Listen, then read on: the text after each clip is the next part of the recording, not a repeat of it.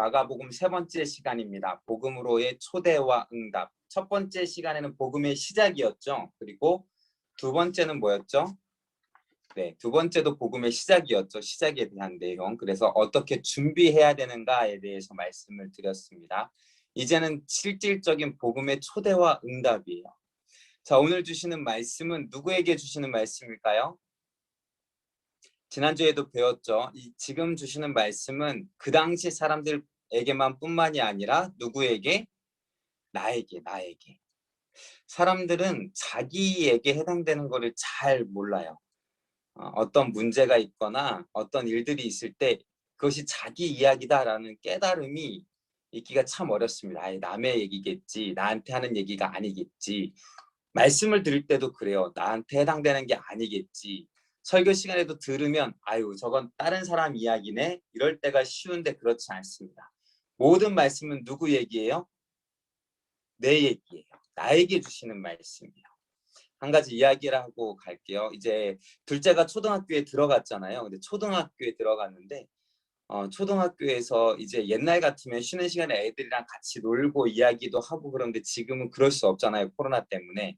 근데 1학년이라 매일 가긴 해요. 그러니까 쉬는 시간에 뭘 해야 되니까 담임 선생님이 각자 책을 가지고 오세요 그랬어요. 책을 가지고 애들이 갔겠죠. 근데 다음 날 전체 통지를 하신데 뭐라고 하셨냐면 아이들이 책을 가지고 올 때 아이들 수준에 맞는 책을 갖고 오세요 이렇게 통지가 됐어요.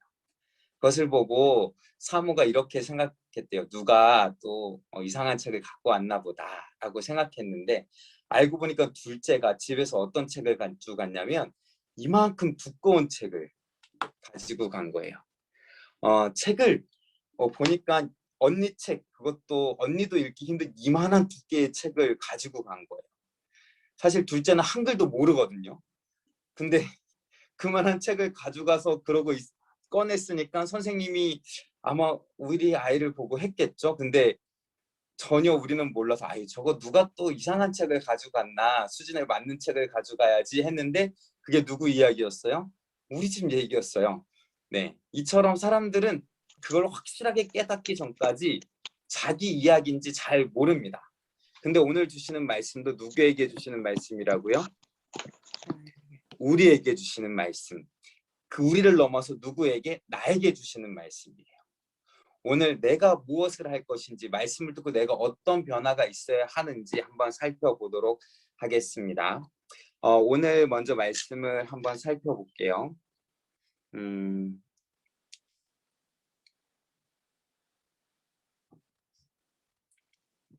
네, 오늘은 초대잖아요. 네, 어렵게 구했는데요. 첫째, 100일 때 초청장입니다. 100일인데 무슨 초청을 하냐라고 하실지 모르겠지만 가족만 모였는데도 제가 첫째에 대한 사랑이 너무 커서 초청장까지 만든 거죠. 올 사람은 어차피 가족들 뻔한데 이렇게 초청장까지 만들어서 했어요. 자, 초대를 했어요. 누구를 초대했을까요? 가족들을 초대했겠죠. 합당한 사람들, 여기 모임에 합당한 사람들을 불렀겠죠. 합당한 사람들, 가족이겠죠. 네, 부릅니다. 자, 이렇게 불렀어요. 초대를 했어요. 그러면은 어떤 반응이 나올까요? 초대를 했으니까 오겠죠. 올 겁니다. 그래서 응답을 하죠. 그 시간에 갈게요 하고 그러고 왔습니다. 네, 100% 오겠죠. 특별한 일이 없는 한. 왜? 가족이니까. 그렇죠. 초대한 사람과의 관계가 있고 초대한 사람이 왜 초대했는지를 알고 거기에 모임에 대한 중요성을 알기 때문에 가는 거죠. 가는 거는 그 모임에 대한 중요도 그리고 그 부른 사람 때문에 확실하게 가는 것이죠. 이걸 다 하는 이유는 뭐 제 딸이 이때 이렇게 했어요. 되게 예쁘죠. 제 눈에는 아직도 예뻐요. 네. 그런데 그거를 나타내는 게 아니라 누구를 초대하고 초대받은 사람은 어떻게 반응을 보일 수 있는가, 왜 갈 수 있느냐 이거예요. 오늘도 다 예수님께서 우리를 부르시고 초대하십니다. 근데 우리는 과연 가는가? 그리고 간다면 왜 가는지, 가지 못한다면 가지 못하는 이유는 무엇인지 한번 살펴보려고 합니다. 초대를 받았어요. 기회잖아요. 어떻게 보면 기회라고 할 수 있어요. 우리의 인생이 바뀔 수 있는 그런 초대예요. 우리의 인생이 바뀔 수 있는 그런 기회예요. 사람들이 살다 보면은 돌아보면 아 내가 참 그때 그 기회를 잡았어야 하는데 그런 거 많죠. 있으세요? 없으세요? 있잖아요. 내가 그때 그 기회를 잡았으면 내가 지금 이러고 있지 않을 텐데 라고 하는 게 있어요. 자, 세상 사람들이 생각하는 기회, 잡고 싶은 기회가 뭔지 한번 살펴보겠습니다. 자, 보면 요즘 핫한 것들이죠. 내가 그때 잡았어야 되는데 먼저 집을 살펴볼게요. 예나 지금이나 사람들이 가장 많이 하는 말이 뭐죠? 아, 그때 내가 집을 샀어야 되는데 라고. 다 이제 그때 집을 샀어라면 뭐 요즘 집값이 또 많이 올랐잖아요. 다시 뭐 조금씩 뭐 정체되고 있고 떨어질 거라고도 말하지만 일단 사람들이 다 집에 대한 우리나라 사람들은 특히 그런 게 있죠. 그때 그 집을 샀어야 되는데 그때 이사를 했어야 하는데 이렇게 그런 마음들이 있죠. 그 기회를 잡았어야 하는데 근데 왜 그때라는 말만 하고 그때는 왜 못 샀을까요? 자, 여기까지 하고 넘어갈게요. 또 요즘 사람들이 많이 하는 것이 뭐죠? 주식이죠, 주식. 주식이 막 오르면 또 사람들이 어떤 생각을 하죠? 그때 샀어야 하는데 내가 이 주식을 샀어야 되는데 또 후회하죠. 그쵸? 그랬으면 내가 인생이 바뀌었을 텐데 이렇게 생각한단 말이에요. 또 밑에는 뭐죠? 비트코인이죠. 비트코인도 가격이 차이가 굉장히 큰데 그러니까 아 내가 그때 샀더라면 큰 이익을 얻을 수 있을 텐데 라고 말하죠. 그런데 그때라고 말하면서 후회하면서 왜 그때는 사지 못했을까요? 가장 큰 거 하나 불확실성이죠. 그쵸? 떨어질 수도 있잖아요. 오른다는 그게 없잖아요. 자, 여기서는 뭐 주식이 죄다 아니다, 투기가 죄다 아니다 이런 걸 떠나서 하는 거예요. 일단 내가 왜 그때 사람들이 후회하면서 사지 않았던 이유 오를지 안 오를지 확실하지가 않아요. 오를지 안 오를지 그게 좋은지 안 좋은지 확실하지가 않아요. 믿을 수 없는 거죠. 그쵸? 자, 인생을 바꾸는 거에 대해서 다른 거를 또 한번 해볼게요. 젊은 사람들에 있어서 기회라고 하는 거. 자, 젊은 사람들에게 있어서 기회. 기회 중에 하나는 뭐냐면 직장에 들어가는 거예요. 다 그렇진 않겠지만 요즘은 젊은이들의 생각이 각각 달라서 그래도 들어가고 싶은데 삼성전자 뭐 이런 데 있잖아요. 어디를 제일 가고 싶어 할까? 그래도 뭐 대기업 이런 데잖아요. 그때 내가 여기에 들어갈 수 있었더라면 찾는데 되게 가슴 아픈 이야기가 하나 있더라고요. 글이 있는데 요 그림과 함께 글이 있던 게 뭐냐면 삼성전자 최종 면접까지 올라갔는데 떨어졌습니다. 이 마음을 어떻게 해야 진정시킬 수 있을까요? 처음부터 떨어졌다면 그 아쉬움이 덜할 텐데 마지막에 가서 떨어졌어요. 마음이 얼마나 안타깝고 아플까요? 그렇죠? 이처럼 그런 기회가 있어요. 그런데 확실한 것 같은데 이런 변화들 이제 직장을 다니다 보면 요즘 평생 직장이 아니잖아요. 또 스카웃을 할 수도 있고 옮겨 할 수도 있고 부를 때가 있어요. 입사할 때도 이 회사 저 회사 다 넣지만 뭐 여러 개가 될 수도 있잖아요. 그때 나의 선택은 어떤 것을 선택할 것인가, 어떤 것을 붙잡을 것인가. 이거에 따라 우리의 인생이 바뀔 수 있겠죠. 근데 이러한 선택보다 더 넘어서는 선택이 오늘 있습니다. 바로 예수님의 부르심이에요. 자, 오늘 성경 말씀 한번 읽어보셨나요? 네. 떠오르는 단어가 뭐가 있죠? 특별히 오늘 이 제목을 보면서 제목과 함께 떠오르는 단어들 뭐가 있는지 함께 살펴봅시다. 자, 일단 제가 한 거는 이거예요. 따라오라. 그러자 사람들이 따르니라. 이렇게. 제자들한테도 그랬고요. 뭐 베드로, 안드레, 야고보, 요한도 그랬고 또한 누구도 그랬죠? 사람들도 사람들도 예수님께서 고쳐주자 예수님께 모였습니다. 근데 제자들은 특징이 있죠. 갈 때 어떻게 버려두고 자신의 모든 것을 버려두고 가야 하는 결단이 있어야 하는, 그냥 단순히 따라가는 게 아니라 그전 것을 포기해야 따라갈 수 있는 그것을 따라갔습니다. 다음은 예수님에 관한 건데요. 예수님에 대한 설명이 오늘 이렇게 나와 있어요. 권위가 있다. 말씀의 권위가 있고 가르치심에 고치심의 권위가 있다. 권위가 나와 있고요. 또 거룩한 자. 예수님을 보고 놀랐습니다. 놀라움을 주는 분. 그리고 소문이 났습니다. 이 정도로 오늘의 핵심 단어는 볼 수 있습니다. 자, 그 다음에 이제 본격적으로 한번 살펴보면요. 네. 자, 전체 구조를 한번 살펴볼게요. 오늘은 본문이 좀 길죠. 좀 더 길어질 수도 있어요. 근데 하나로 묶을 수 있었기 때문에 제가 이렇게 했습니다. 다 이유가 있어요. 자, 오늘 전체 구조는 이렇습니다. 자, 시몬과, 그러니까 우리가 아는 베드로죠. 안드레, 야고보와 요한을 부르셨습니다. 이들의 직업은 뭐였죠? 어부였어요. 자, 그 다음에 시간순입니다. 부르신 다음에 바로 회당으로 가셨어요. 회당에서 가르치셨습니다. 회당에서 가르치셨다. 뒤에도 명시가 되어 있지만 안식일입니다. 지금의 토요일이 될 수 있겠죠. 안식일에 말씀을 가르치시는 회당에서 가르치시고 또한 귀신을 쫓아내셨습니다. 이러한 사역을 하셨죠. 그 다음에 회당에서 나와서 시몬의 장모를 고쳐주십니다. 그러자 병자들이 예수님께 나왔어요. 왜? 소문이 났기 때문에. 예수님이 회당에서 가르치셨고 귀신을 쫓아내셨고 또 시몬의 장문을 고쳐주시는 걸 보고 그 지역에 있는 사람들이 다 예수님께 나왔습니다. 그리고 예수님께서는 어떻게 하셨죠? 예수님께서 사역을 하셨죠. 병을 고쳐주시고 말씀을 가르쳐 주십니다. 이것이 오늘 함께 볼 말씀의 전체 내용입니다. 하나씩 이제 볼게요. 자, 아까 말씀드렸다시피 처음은 뭐죠?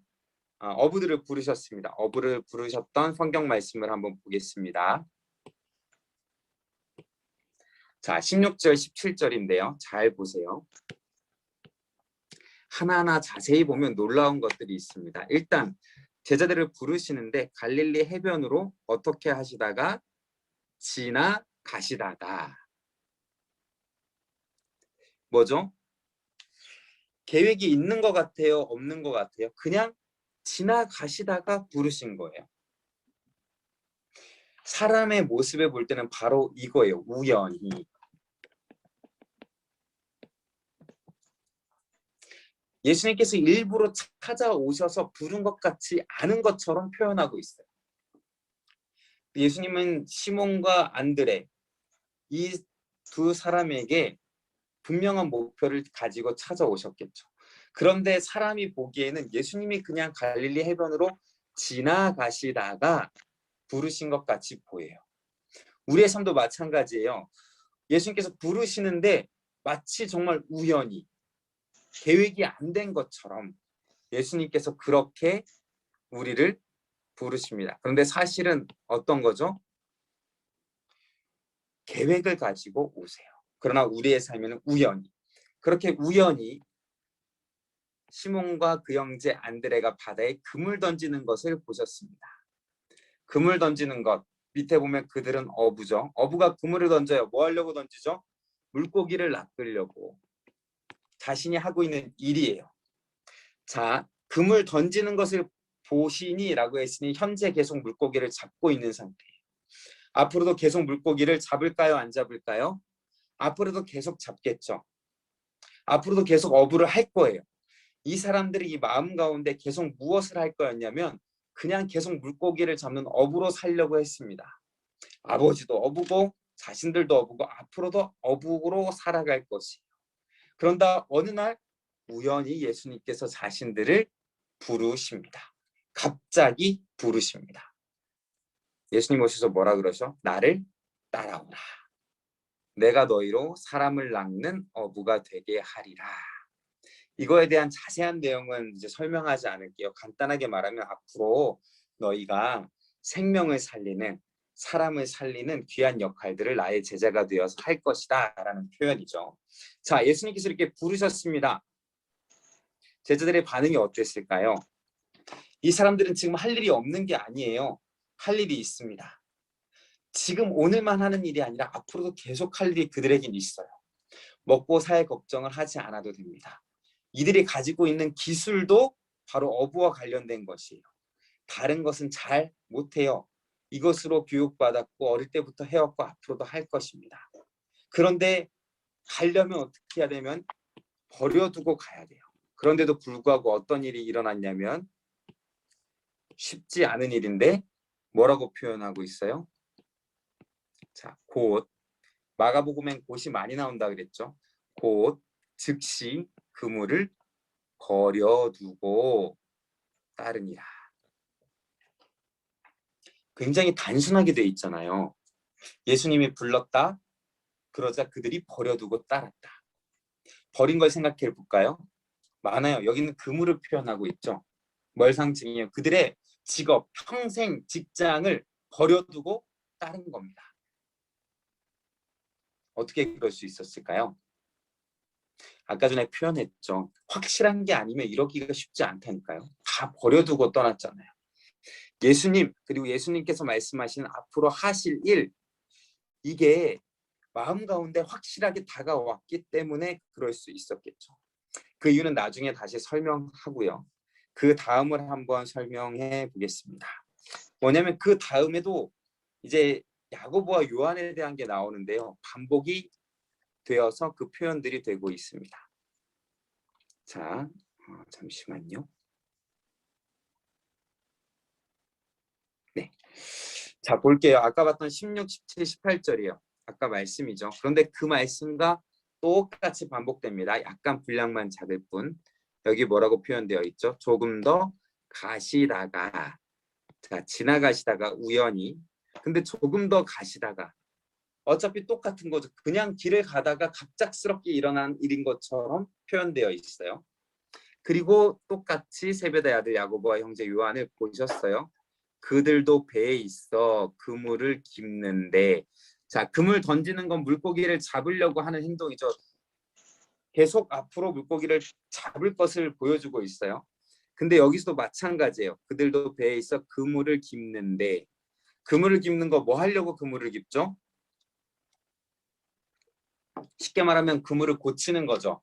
뭐 하려고? 다시 물고기를 잡으려고. 이 사람들은 앞으로도 물고기를 계속 잡을 거예요. 그럴 예정이에요.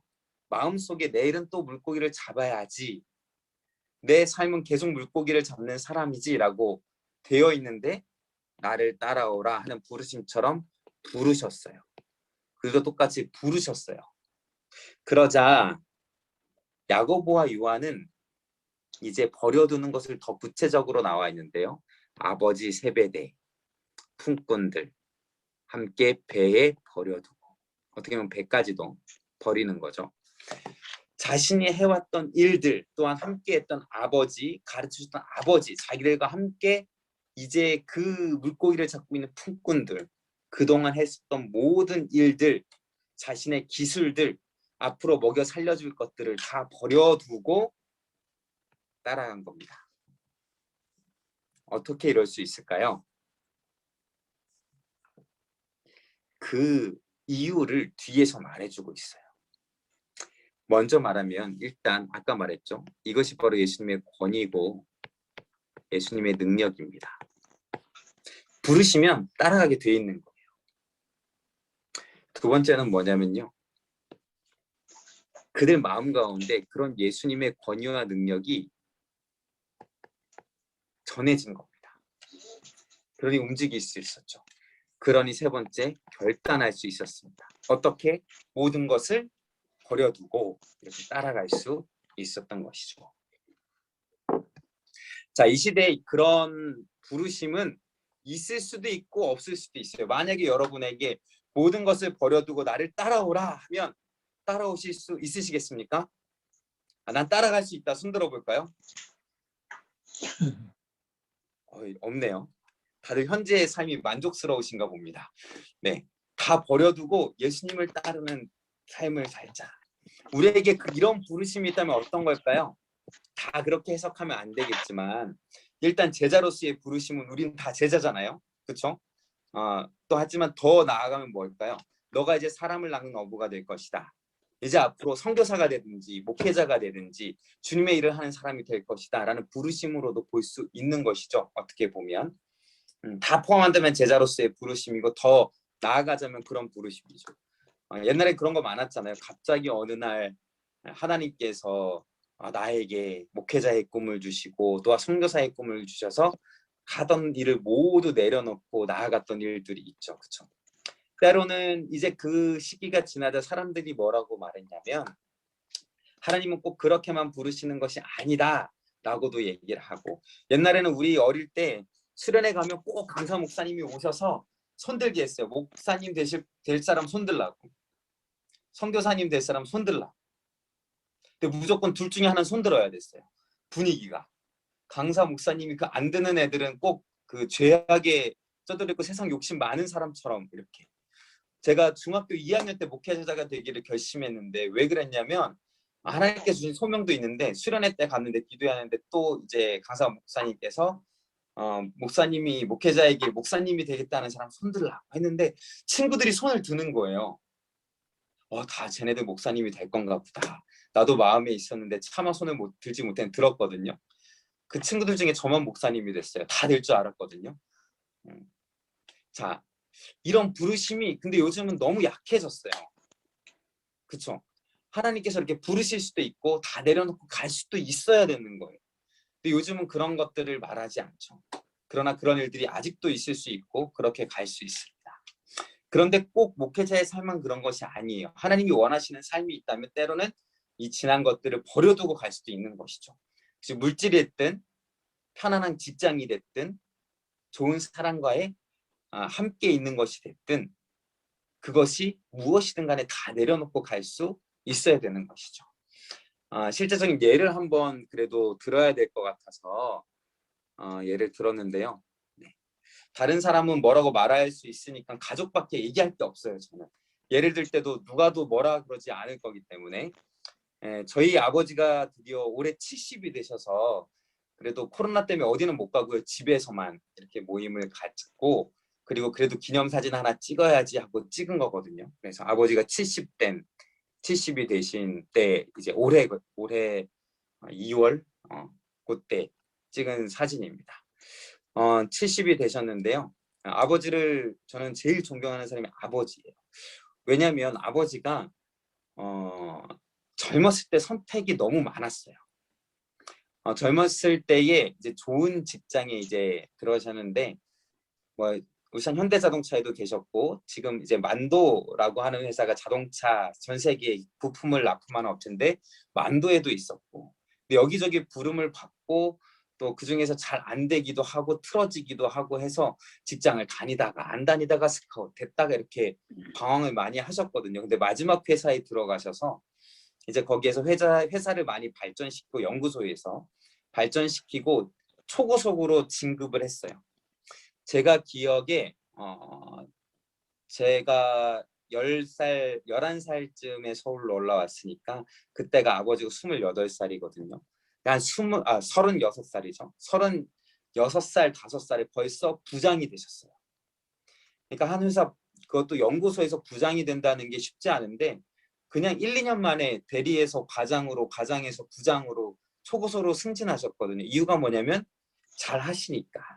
연구에서 나온 것들이 이제 점점 회사를 발전시키고 이렇게 하니까 점점 초고속으로 승진한 것이죠. 계속 더 나갈 수도 있으셨어요. 또 다니던 교회에서도 젊은 나이에 이제 안수집사가 되셨어요.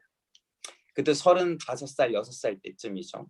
이제 잘 나가고 있었을 때였어요. 근데 어느 날 부모님께서 이렇게 말씀하시는 거예요. 이제 아버지가 목회의 길을 가기로 했다고. 기도하는 가운데 하나님께서 마음을 주셔서 다 내려놓고 이제 아버지가 신학 공부를 하고 목사님이 되어야 한다. 될 거라.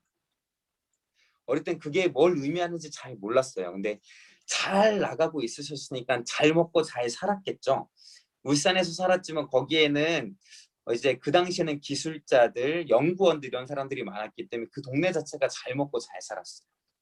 근데 갑자기 서울로 그래서 이사를 왔는데 은평구로 이사를 갔는데요. 와서 이런 시골이 없어요. 사람들은 생각해 울산이 시골이고 서울이 이제 발전된 것 같은데 저에겐 반대였어요. 이제 먹는 것도 입는 것도 전과 같지 않았어요. 아버지는 왜 잘 나가다가 왜 그런 걸 다 내려놓고 이 길을 가게 됐는가? 사실은 이제 목회자의 꿈을 가진 것도 그 이유가 뭔지 알고 싶어서 이런 것도 있었거든요. 근데 아버지의 모습을 보면 지금도 놀라워요. 나라면 그것을 내려놓고 갈 수 있었을까? 그럼 쉽지 않습니다. 그런데 아버지가 대단해서가 아니에요. 뭐가 대단하냐면 예수님의 권위와 능력이 그만큼 대단합니다. 내려놓는 건 물론 개인의 결단이 있어야겠지만 그렇게 결단이 있게 하시는 예수님이 오늘 부각이 되는 말씀입니다. 온전히 예수님께서 그렇게 권위와 능력이 있으신 분이다. 근데 뒤에 가보면 그럼에도 불구하고 따라오지 않는 사람들이 있다. 이것을 말하고 있어요. 자, 예수님을 따르는 게 결과적으로 행복했을까요? 제가 아버지한테 물어봤거든요. 이제 한 2년 전쯤에 이렇게 잘 나가던 길을 포기하고 목회를 하신 것을 만족하시느냐? 어떻게 어떤 마음이 있으시냐라고 했더니 후회하지 않는다 이렇게 말씀하세요. 근데 지금도 뭐 그렇게 큰 목회를 하시거나 뭐 이걸로 인해서 큰 뭔가를 이루었다 하기는 그렇거든요. 그럼에도 불구하고 베드로 볼까요? 자, 어부로서 물고기 잡고 살았으면 어땠을까요? 편안하게 잘 먹고 잘 살다가 그러고 편안하게 죽었겠죠. 베드로가 어떤 삶을 살았죠? 복음을 전하고 뭐 3천 명이 회개하고 이런 역사가 있었지만 계속 고난받고 복음을 전하며 고통받고 결국에는 성경에 나와 있지만 전승에 의하면 십자가에서 죽었죠. 그것도 거꾸로 매달려서. 자기의 주어진 수명을 어떻게 보면 다 채우지 못하고 일찍 순교하여 죽었잖아요. 세상의 사람들이 보기에는 어리석은 선택이라 생각할 수 있지만 마가복음을 기록한 마가, 베드로를 곁에서 봤던 마가, 그 관점에서 보면 절대 후회하지 않는 것이 이것이 바른 길이고 옳은 선택이었고 훌륭한 선택이었다라는 것들을 오늘 말씀을 통해 보여줍니다. 네, 자 오늘 말씀을 계속 한번 살펴볼게요. 예수님의 권위와 능력에 대해서 이제 설명이 되고 있는데요. 자, 예수님이 누구신가 하는 문제입니다. 자, 예수님이 누구신가? 자, 첫 번째가 말씀의 권위예요. 다 모든 것이 예수님을 표현한 권위인데요. 말씀의 권위. 그들이 가버나움에 들어가시니라. 제가 파란 글로 해놓은 건 뭐냐면 예수님께서 복음 사역을 하실 때에 복음 사역의 본부가 가버나움. 예수님의 집이 있었어요. 예수님이 갈릴리 전역을 돌아다니시면서 복음을 전파하셨잖아요.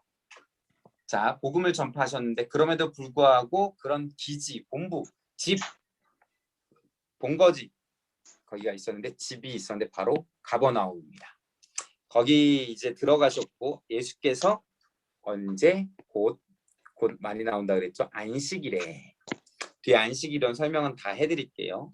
안식일에 회당에 들어가 가르치심에 아까랑 말씀드린 거랑 맞죠? 안식일에 회당에 들어가 가르치셨어요. 회당에 대한 것도 이따 말씀드릴게요. 무 사람이 그의 교훈에 논란이 예수님의 말씀이죠. 가르치시는 것이 권위 있는 자 같고 서기관들과 같이 아니함일러라 라고 표현하고 있습니다. 자, 제가 이제 단어들을 좀 몇 가지를 설명을 해드릴게요. 그래야 이해하기가 편하거든요. 앞으로도 쭉 계속해서 나오니까요. 일단 회당입니다. 자, 회당. 성경에 많이 나오죠. 자, 회당 뜻은 뭐냐면 수나고게, 이렇게 쉬나고게 이런 단어인데요. 모이다, 모이는 곳 이렇게 되어 있습니다. 어떻게 보면 우리가 지금 드리는 교회의 모형이에요. 모이다, 모이는 곳 이런 표현이 있는데 어떤 장소냐면 구약 성경을 가르치고 강의하기 위한 유대인들의 집합소입니다. 왜 이런 집합소가 필요했느냐? 집회하는 장소가 필요했느냐? 바벨론으로 포로로 끌려갔죠. 우리가 다 알듯이. 바벨론 포로 기간 중 디아스포라 유대인들에게 의해서 시작이 됐습니다. 주로 안식일에 예배를 드리고 자녀 교육과 재판 등이 행해졌습니다. 자, 유대인들이 항상 흩어지면 모일 수 있는 장소 이렇게 만들었어요. 그래서 소아시아 등지와 지중해 연안 전역에 걸쳐 유대인들이 머무는 곳이면 거의 회당이 세워졌다. 그리고 회당에는 회당 예배를 드리는데요. 기도, 성경 낭독, 설교, 축도 순으로 진행되었습니다. 지금 드리는 예배 순서와 어때요? 비슷하죠. 그래서 이 예배 순서를 따라 지금도 예배를 드리고 있습니다. 중요한 거는 유대인들이 성경을 배우고 신앙생활을 하는 지금으로서의 교회와 같은 곳이에요. 바벨론 포로 생활도 마찬가지고 이제 돌아와서도 흩어진 전국 각지에 또한 전 세계 가운데 소아시아 등지와 지중해 연안 더 넓혀서 어디에 있든지 유대인들이 있는 곳은 그래서 회당이 있었습니다. 자, 회당이 있는데 회당 사진을 한번 보여드릴게요. 보면은 깜짝 놀라실지도 몰라요. 자, 이게 회당이에요. 자, 여기에 보면은 말씀을 전하는 곳이 뭐 이렇게 있고 설교단에서 이제 설교를 듣는 거예요. 그리고 뭐 준 2층도 있고요. 그 앞에 로비도 있어요. 점점 보면 볼수록 뭐 같죠? 우리 교회에 있는 우리나라에 있는 표준 교회 모습이죠. 어딜 가나 이런 모습으로 교회가 서 있어요. 약간 뭐 뒤에 있는 이런 것들은 다르지만 이제 앞에 설교하는 곳이 있고 의자가 있고 때로는 준 2층도 있고 들어가기 전에 이렇게 모이는 것도 있고 어떻게 보면 딱 지금 이 시대의 교회 같은 모습이죠. 그렇죠. 네. 이렇게 회당이 이렇게 있었습니다. 그래서 말씀 교육과 예배드리는 중심이 되었습니다. 자, 여기 보면 서기관이 나오죠. 서기관과는 달랐다라고 표현하잖아요. 그렇죠? 서기관과 달랐다. 서기관이 누구냐? 우리가 잘 아는 랍비라고도 부릅니다. 전문적으로 율법을 다루는 사람들이에요. 어떻게 다룰까요? 연구하고 가르치겠죠. 그래서 그 시대에 통용되는 율법을 발전시키고 어떻게 했죠? 해석했습니다. 자, 그리고 학생들에게 율법을 가르쳤어요. 그리고 율법에 따라 재판하는 일들을 행했습니다. 그러니까 율법에 대해서 능통한 자겠죠. 그런데 이들과 달리 예수님이 능력이 있었다, 권위가 있었다는 건 이 사람들은 어떻다고 했어요? 능력이 없는 거예요. 말씀이 있으면 능력이 있어야 되잖아요. 실질적인 능력이. 근데 이 사람들은 뭐만 남으면 껍데기만 남은 거예요. 말씀이 글로 그쳤고 율법으로 그쳤고 그냥 법으로 끝난 거였습니다. 살아있는 말씀이 아니라 죽은 말씀이었어요. 그런데 예수님이 오셔서 어떤 말씀을 정하는 거죠? 살아있는 말씀을 전해 주시는 것이죠. 자, 이제 예수님이 누구신가 한번 살펴보겠습니다. 자, 예수님이 또 두 번째로 한 건 말씀, 아까 저는 권위 있는 말씀의 권위가 있었다라는 거죠. 말씀을 이제 권위 있게 가르쳐 주셨고요. 두 번째, 마침 그들의 회당에 더러운 귀신 들린 사람이 있어서 소리를 지르는데요. 그런 귀신이 이렇게 말합니다. 당신은 하나님의 거룩한 자입니다. 하나님의 구별된 자입니다. 특별한 자입니다. 어떻게 권위 있는 자입니다.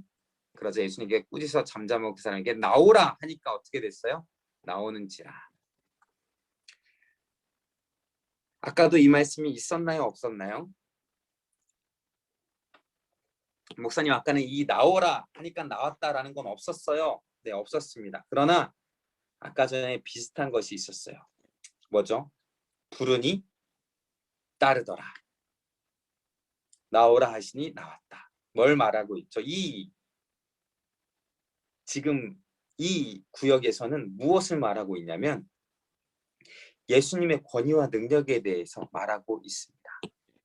예수님 말씀의 권위와 능력이 있었고 또한 그 말씀이 글로 끝나는 것이 아니라 이렇게 귀신을 내어쫓고 사람을 행동할 수 있게 하는 귀신도 나오게 하는 능력이 있었다라는 것을 말해주고 있습니다. 자, 여기서 한 번 더 반복이 나오는데요. 잠시만요. 사람들이 이제 그것을 보고 이렇게 표현합니다. 귀신이 나가는 것을 보고 다 놀라 서로 물어 이르되 어찌미냐 권위 있는 새 교훈이로다 라고 말하고 있죠. 아, 권위 있는 새 교훈이다. 그러면서 더러운 귀신에게 명한즉 순종하는도다. 나으로 하니까 나오니라 그 말과 똑같은 거죠. 이렇게 권위가 있었다. 사람들도 다 느꼈다라는 것이죠. 다시 한번 반복이 나오는데 여기 볼게요. 가르치셨다. 그래서 능력 있게 선포되었죠. 그래서 놀랐습니다. 권위 있는 자구나 표현이 됩니다. 23절에도 똑같이 더러운 귀신을 내보내셨습니다. 말씀의 능력 꾸짖어 나오라 하시자 나왔습니다. 놀랐습니다. 권위 있는 자. 핵심은 뭐예요? 예수님은 권위 있는 자예요. 사람들이 놀랄 만큼. 자, 예수님께서 그렇게 일들을 행하셨습니다. 그러자 어떤 일이 일어났을까요? 말씀을 다 보시면 아시겠죠? 28절에 예수의 소문이 온 갈릴리 사방에 퍼졌어요. 언제? 곧 퍼졌습니다. 곧 퍼지게 됐어요. 자, 곧 퍼지게 되니까 사람들이 어떻게 할까요? 자, 회당 안에 있어요. 여기서 마가는 하나 더 나아간 것을 보여줍니다. 자, 예수님이 어디로 가시죠? 성경 말씀 빨리 보세요. 어디로 가시죠? 회당에서 나왔어요. 그리고 곧 어디로 가셨어요? 야고보 요한과 함께 시몬과 안드레의 집에 들어가셨어요. 자, 이건 뭘 얘기하냐면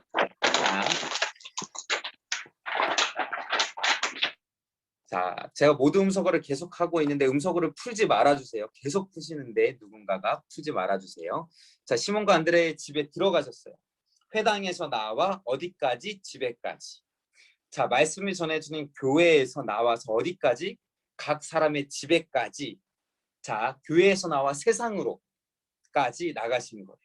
교회 안에서뿐만 아니라 세상 구석구석까지 가시는 걸 보여주시는데 시몬의 장모가 열병으로 누워 있어요. 사람들이 곧 그 여자에 대하여 예수께 여짜오니 나아가서 그 손을 잡아 일으키셨습니다. 그러자 열병이 떠나고 수종들었습니다. 아까랑 똑같죠. 일으키시자 일어난 거예요. 그래서 그들을 수종들 만큼 섬길 만큼 다 낫게 됐습니다. 교회에서뿐만 아니라 회당에서뿐만 아니라 이제 나와서도 밖에서도 각 집에서도 각 사람 구석구석마다도 이제 그 능력이 전해질 수 있음을, 능력이 행해짐을 사람들이 알게 된 거죠. 이렇게 되면 어떻게 될까요? 온 동네 사람들이 어떻게 해야 되죠? 다 주님께 나와야 되죠.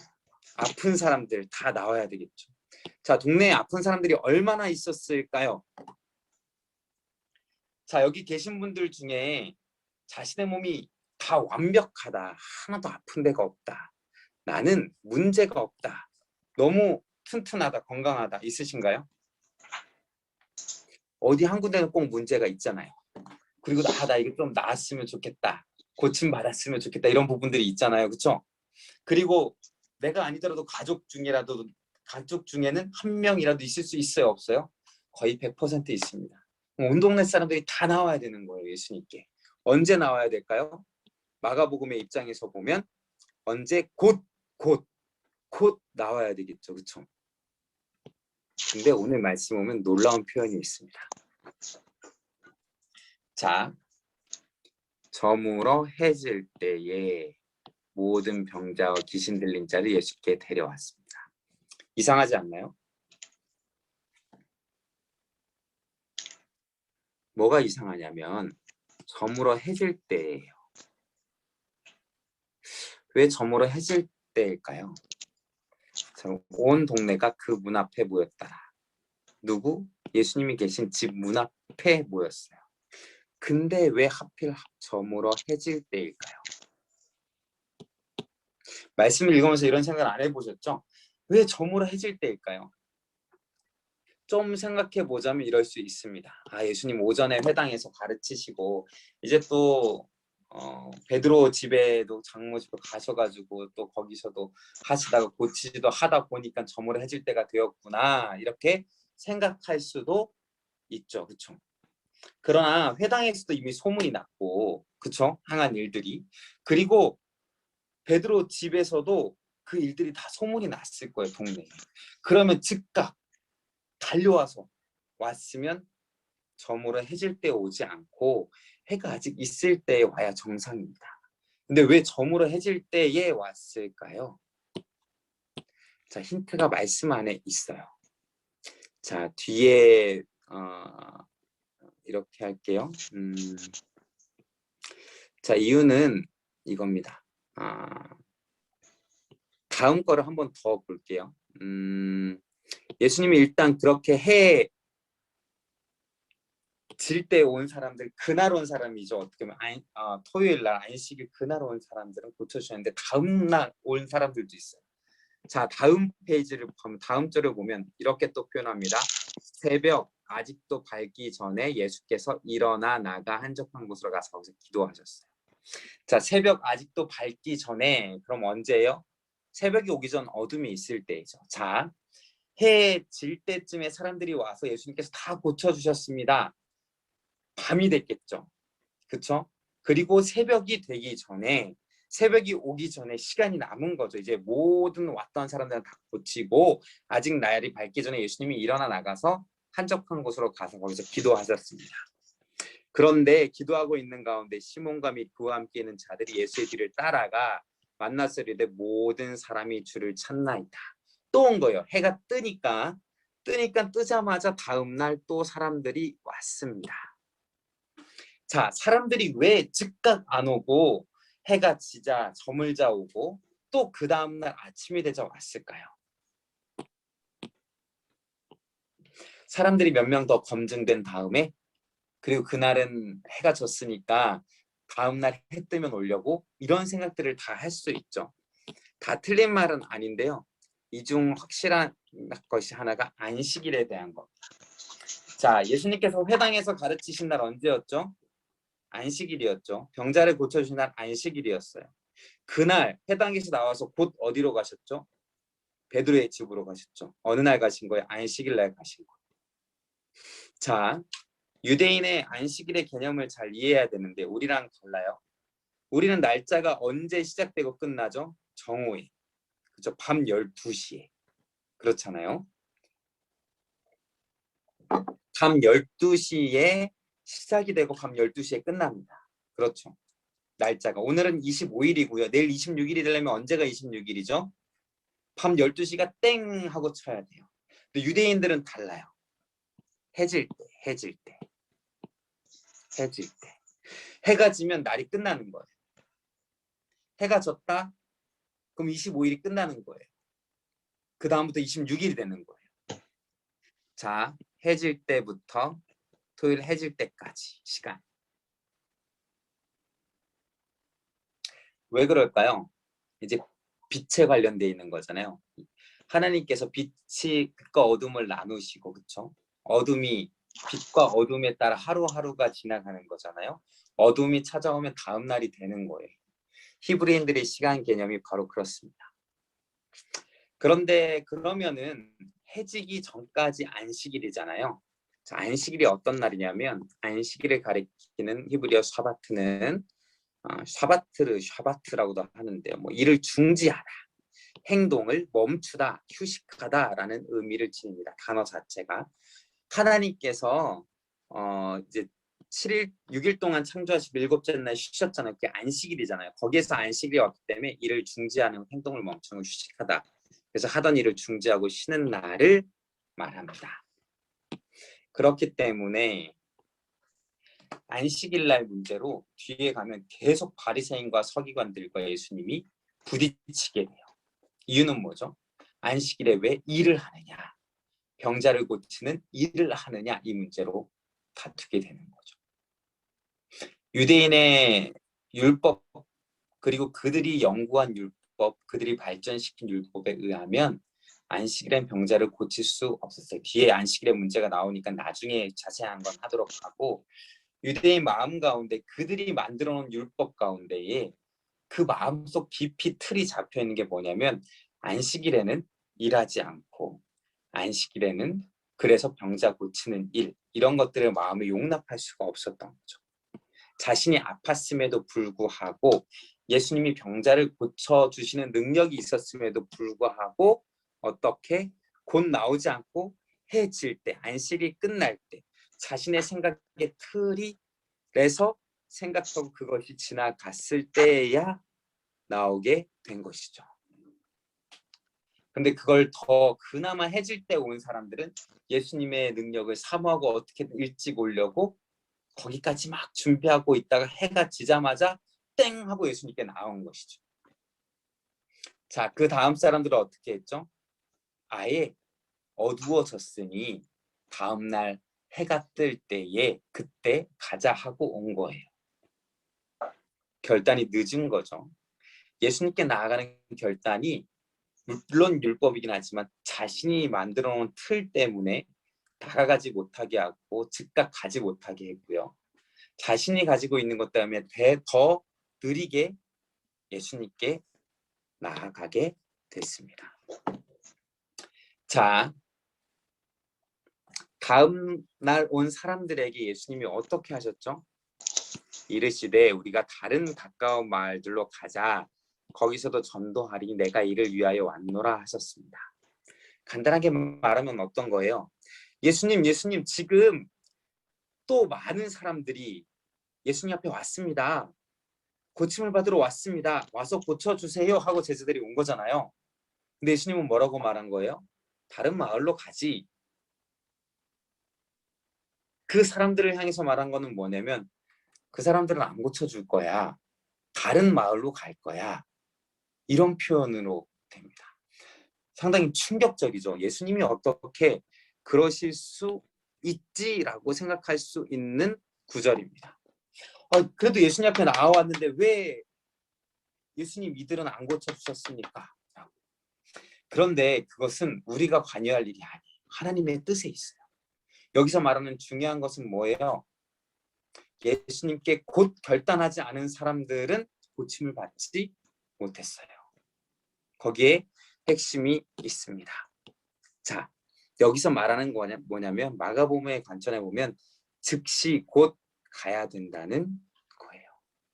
예수님이 부르실 때에 예수님의 능력을 알게 됐을 때, 권위를 알게 됐을 때 지체 없이 우리는 하나님 앞에 나와야 한다라는 것을 보여주고 계십니다. 자, 예수님께서는 이렇게 오늘 말씀에 보면 예수님의 부르심, 권위와 능력을 체험하게 됐을 때 주저지 않고 나가야 됨을 말해주고 있죠. 그래서 우리가 해야 될 것이 무엇인지 분명하게 드러납니다. 자, 전체적인 구조를 다시 한번 보여드릴게요. 자, 어부들 부르심에 응답했죠. 어떻게까지 응답했죠? 버려두고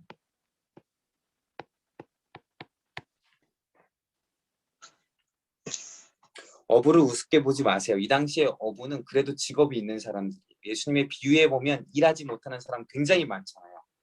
거리에 나와서 일을 기다리는 사람들, 일꾼이 되어서 기다리는 사람들 비유가 많이 나오잖아요. 어떤 밭 주인이 와서 자기를 데려가기를 소망해요. 그래서 주인이 가보니까 오후 늦게까지도 일을 못 구한 사람들이 있었잖아요. 그렇죠? 그냥 예수님께서는 이야기를 그냥 만들어낸 게 아니라 현실에 있는 이야기들을 그대로 이야기로 따와서 비유를 해주신 거거든요. 그런 사람들이 많이 있는 가운데 지금 유다 나라는 이스라엘 백성은 유대인들은 지금 직접적인 통치를 받고 있는 상태였어요. 어디로부터? 로마로부터. 그리고 로마가 인정한 헤롯으로부터 그러한 억압을 받고 있는 상태이기 때문에 직장 자체가 다 불안했습니다. 그럼에도 불구하고 이 사람들은 자기의 배가 있고 부모님부터 내려오던 직업이 있고 기술이 있잖아요. 근데 그것을 버려두고 왔어요. 쉽지 않은 일이에요. 그럼에도 불구하고 버려두고 응답했습니다. 왜? 다 자세하게 나와 있지만 않지만 오늘 말씀에서는 예수님의 권위와 능력이 있기 때문에 그것을 체험하고 깨달았기 때문이에요. 자, 예수님께 나온 사람들과 미룬 사람들이 있었죠. 예수님께 나온 사람들, 비록 안식일의 틀에 갇혀서 좀 늦게 나오긴 했지만 그래도 빠르게 결단하고 나온 사람들 예수님께서 고쳐주셨습니다. 그렇죠? 미룬 사람들은 어떻게 됐죠? 나중에 예수님을 찾아가 고침받았을 수도 있고 다시 동네에 오셨을 때 고침받을 수 있었을 수 있지만 오늘 말하는 건 뭐냐면 이 시간은 아니었다라는 것을 분명히 말하고 있어요. 자, 오늘 말씀은 우리에게 말씀하십니다. 지금도 예수님께서는 모두를 부르고 계신다. 나는 어떻게 할 것인가? 제자들처럼 버려두고 갈 수 있을 것인가? 나온 사람들처럼 나올 수 있을 것인가? 우리를 방해하는 건 뭘까? 자, 우리가 예수님께서 불렀어요. 근데 즉각 버려두고 가지 못한다면 그 가지고 있는 것이 우리의 방해 요소가 될 수 있습니다. 나중에 나오지만 부자 청년에게 뭐라고 말하죠? 너의 재산을 가난한 자들에게 나누어 주고 나를 따라오너라 라고 했어요. 따라갔나요? 못 따라갔나요? 못 따라갔죠. 가진 게 많아서. 그게 그 사람의 방해 요소입니다. 자, 아까 많은 병자들 예수님께 나아가면 고침받을 수 있는 상황이었는데 나아가지 못했어요. 왜? 자신이 가지고 있는 율법의 틀 때문에. 그렇죠. 또 그 다음날 온 사람들 뭐예요? 때로는 귀찮음이 될 수도 있고 상황과 환경이 될 수도 있어요. 그런데 그 상황과 환경 그런 것들도 뚫고 예수님께 나와야 된다. 이게 가장 급박한 거기 때문에 그래요. 급박한 거기 때문에. 그것을 깨달아야 된다라는 거예요. 너에게 가장 중요한 게 무엇이냐? 너가 지금 가장 급박한 게 무엇이냐? 바로 예수님을 따르는 겁니다. 자, 복음을 따르는 거예요. 복음이 주어졌을 때 예수님의 부르심이 있을 때 즉각 응답해야 됩니다. 자, 누가 제일 말을 잘 들을까요? 자, 병원으로 갈 때 이제 병원에 가서 의사 선생님인데 의사 선생님은 환자들이 말이 잘 들었으면 좋겠는데 말을 잘 들을까요? 안 들을까요? 환자들이 말을 잘 안 들어요.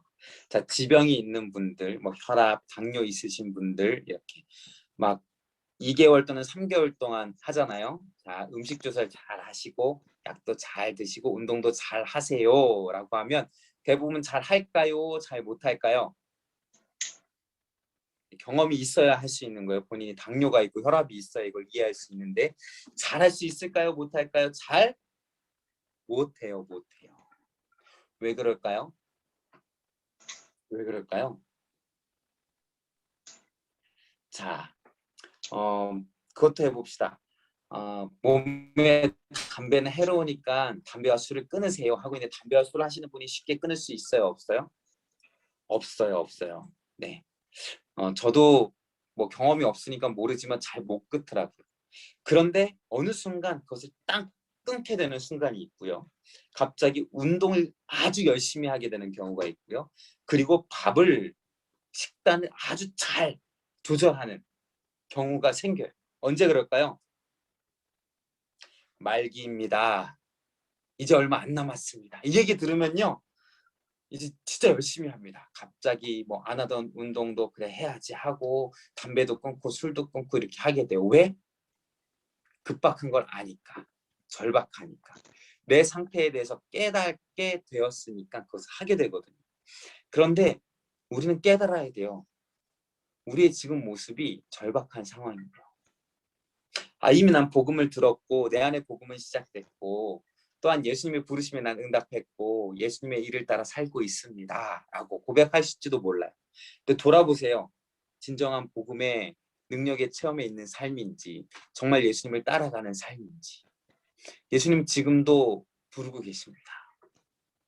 우리 그래서 계속 우리를 이렇게 그 부르심으로 초청하잖아요. 찬송가도 볼게요. 528장인가 예수가 우리를 부르는 소리 오라 오라. 우린 이미 갔잖아요. 근데 예배당에서 왜 그렇게 또 찬양을 하죠? 오라 오라 방황치 말고 오라. 그건 세상 사람들에게 해줘야 되는 노래고 세상 사람들이 들어야 되고 세상 사람들이 불러야 되는 건데 왜 우리가 부를까요? 우리도 끊임없이 부르십니다. 우리도 끊임없이 멀어지기 때문에 그런 거예요. 예수님은 지금도 우리를 부르십니다. 자, 오늘도 시간이 굉장히 빨리 갔는데요. 같이 기도하고 마치겠습니다. 기도의 시간이에요. 자, 오늘의 주제는 뭐였죠? 복음으로의 초대와 응답이에요. 나는 즉각 예수님 앞으로 나아가는가? 부르실 때에 예수님 앞에 나아가는가? 예수님 앞에 나가지 못하게 하는 방해는 무엇인가? 내려놓아야 되는 것은 무엇인가? 예수님의 부르심의 삶에 합당하게 살지 못하게 하는 것은 무엇이 있는가? 한번 돌아보시기 바랍니다. 내가 지금은 좀 생각해보고 수업 끝나면 이거 끊고 기도해야지. 내일 새벽 기도 가서 기도해야지. 마가복음의 관점에서는 그거 틀린 거예요. 정답은 뭐죠? 지금 기도해야 돼요. 지금. 자, 잠시 기도할 텐데 하나님만 아세요. 잠시 눈 감고 한 2, 3분간 하나님 앞에 기도하겠습니다. 하나님, 예수님은 지금도 나를 부르시는데 복음의 능력의 자리에 부르시는데 나는 아직도 하나님 나아가지 못하고 있고 주저앉아 있고 하나님 아버지 결단을 못하고 있습니다. 하나님 나를 하나님 앞에 가지 못하게 하는 방해 요소들이 무엇인지 깨닫게 하시고 내려놓게 해주시고 지금 즉각 그 부르심에 따라갈 수 있게 하여 주시옵소서. 우리 같이 기도하겠습니다.